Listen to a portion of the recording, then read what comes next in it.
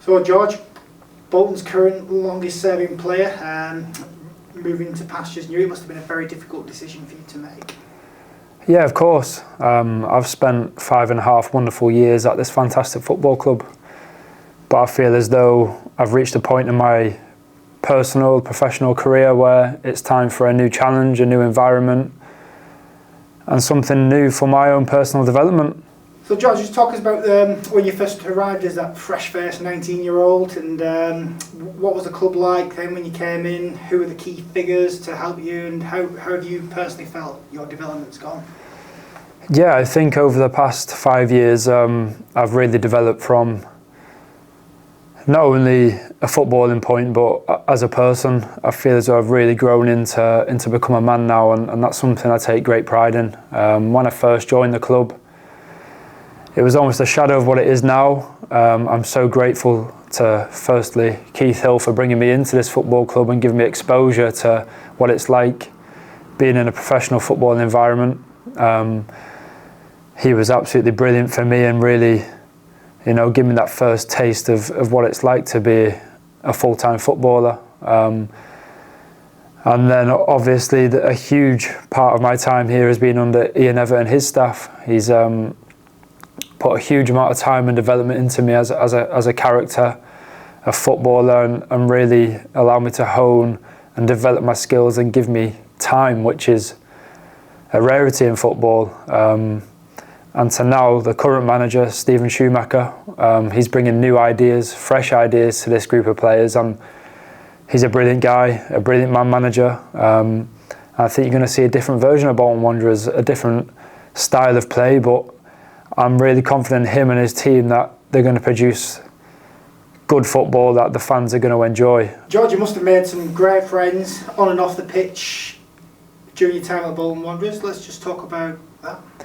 Yeah, I've been super lucky and grateful to share dressing rooms over these years with some really great footballers, but more importantly, some top quality individuals. I've been so fortunate to have experienced heads which have guided me along the way, and they know who they are. But I've also been super lucky to welcome in some younger players and watch them develop and grow and really turn into some gems in this footballing system in England. They've been absolutely tremendous. So I feel really proud to have shared dressing rooms with those characters. I genuinely feel I've made friends for life over the course of my time here, and that's not just the players, by the ways. I've met some incredible staff, the S&C department, the physios, the chef, people that you guys don't get to see day in, day out, but they're a real vital cog to how this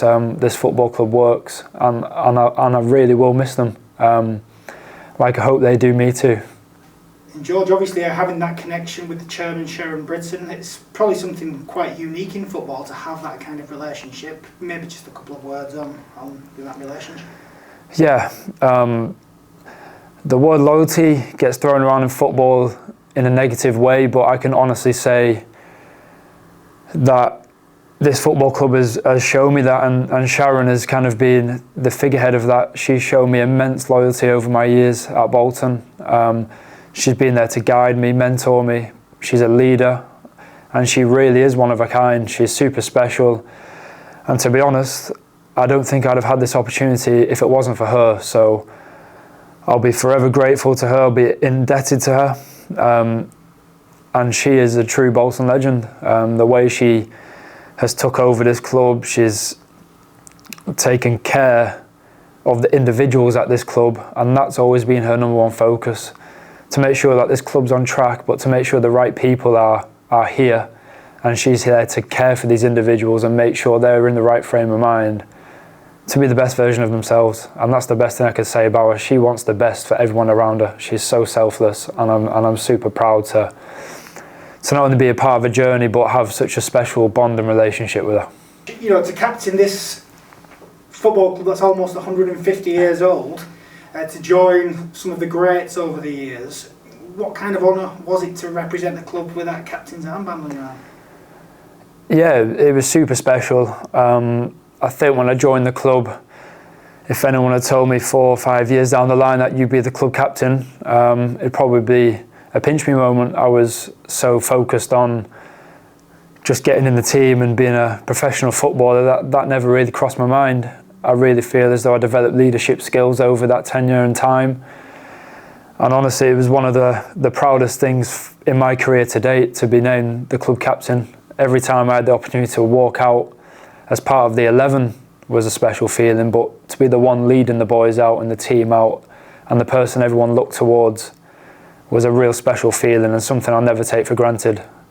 To join a great list of captains that have represented this football club and led the line is something that I'm super proud of. And yeah, it's something I'll take with me along my whole footballing career, the skills that I've learned whilst being the captain, but just generally knowing that I was one of the people to represent the football club from the front is something that will always live with me forever. You know, during your 5.5 years, there's obviously been a few lows, but there's been quite a few highs as well. I mean, what are some of the key highlights that you've experienced as a player and as a captain?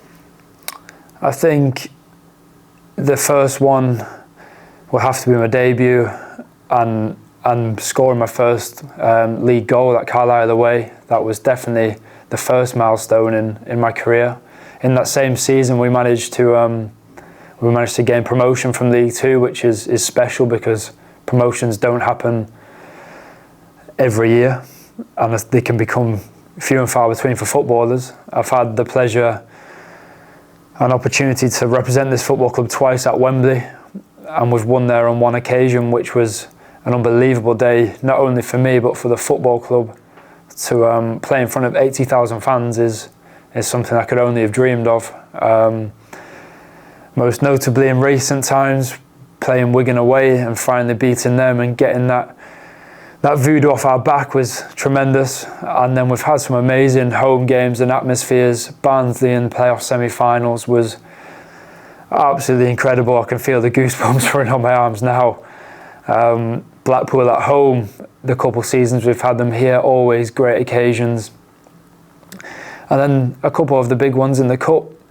We've played Aston Villa at home, we've played Arsenal away. Some experiences that the football club's not had in recent times, but as players it's been incredible to kind of be a part of. George, during your long spell at Bolton Wanderers, the fans have been the one constant. You know, you've had changing managers, changing teammates and staff, but the fans have always been there. What's special about Bolton Wanderers fans, and I guess you're going to miss them, aren't you? Of course I am. First and foremost, I want to say a massive thank you to everyone that has shown me support and love throughout my time here. You've been there to watch me grow from a boy to a man, which is rare, and you've stuck by me the whole way. It's not always been easy, I understand that. It never is easy being a footballer or a football fan, but I'm so grateful for all the packed away ends where you've been cheering the team on and chanting my name, for the home games where you've created special atmospheres. Those things will live long with me.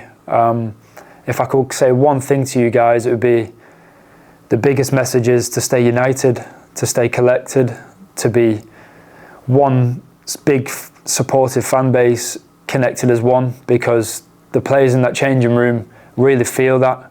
And when you guys can push on and stay united, you'll genuinely create such a hostile environment and successful atmosphere and a great place to win football games. Everyone wants success at this football club, and the only way you achieve that is being as one. Look, you've been absolutely fabulous for me. I'll always be looking on from the club from the outside, and when I get the opportunity to return, I'll most definitely be here. So thank you for taking me in, and I've had the pleasure of representing your football club for the last 5.5 years.